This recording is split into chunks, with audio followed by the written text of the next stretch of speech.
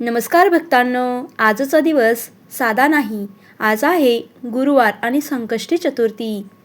अनेक लोक म्हणतात मी उपवास करतो, पूजा करतो, पण तरीही अडचणी का जात नाहीत.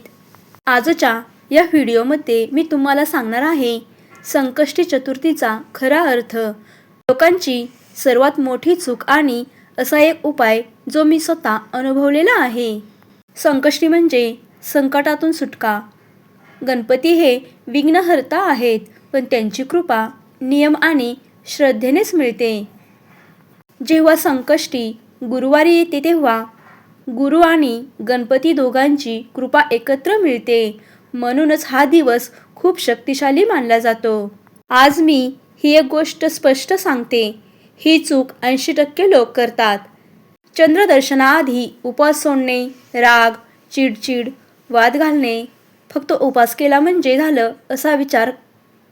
भक्तांनो, देव फक्त उपवास पाहत नाही, तो आपली भावना पाहतो. मनात राग असेल तर पूजा फक्त दिखावा राहतो. संकष्टी ही चंद्राशिवाय अपूर्ण आहे. चंद्र म्हणजे मन. जेव्हा आपण चंद्रदर्शन करतो तेव्हा आपलं अस्थिर मन शांत होतं. चंद्रदर्शनानंतर गणपतीची पूजा केली तर संकटांवरती मार्ग सापडतो. गुरुवार म्हणजे गुरु म्हणजे मार्गदर्शक.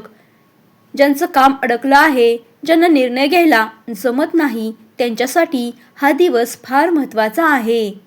आज प्रामाणिक मनाने गणपतीला साकडं घातलं तर मार्ग नक्की मिळतो. आज आपल्याला हा शक्तिशाली उपाय करायचा आहे. हा उपाय शांत मनाने करा. चंद्रदर्शनानंतर समोर गणपतीचा फोटो ठेवा. पिवळं किंवा पांढरं फूल अर्पण करा. डोळे बंद करा. ओम गणगणपतये नमः हा मंत्र 21 वेळा म्हणा. मनात एकच इच्छा बोला. इच्छा बोलताना घाई करू नका. डोळ्यात पाणी आलं तर समजा गणपती ऐकत आहेत. अनेक भक्तांनी हा उपाय करून पाहिलेला आहे.